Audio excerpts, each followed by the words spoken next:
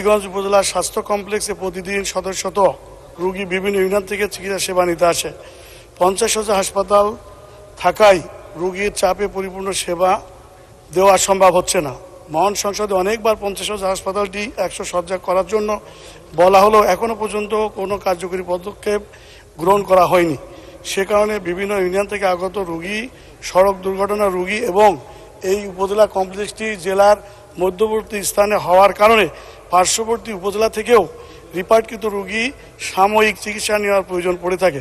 বর্তমানে হাসপাতালটি 50 শয্যা বিশিষ্ট হয়, সঠিকভাবে সেবা দেওয়া সম্ভব হচ্ছে না। উল্লেখ্য, মাননীয় প্রধানমন্ত্রী ঘোষিত ডিজিটাল বাংলাদেশ নির্মাণ ও সবার জন্য সুচিকিৎসা নিশ্চিত করার লক্ষ্যে জনবহুল উপজেলার মানুষের চিকিৎসা সেবা দিতে হলে হাসপাতালটিকে 100 শয্যায় উন্নীতকরণ করা জরুরি। বিধায় এ বিষয়ে প্রয়োজনীয় পদক্ষেপ গ্রহণ করার জন্য মাননীয় মন্ত্রীর দৃষ্টি আকর্ষণ করছি। মাননীয় স্পিকার, আপনাকে অসংখ্য ধন্যবাদ।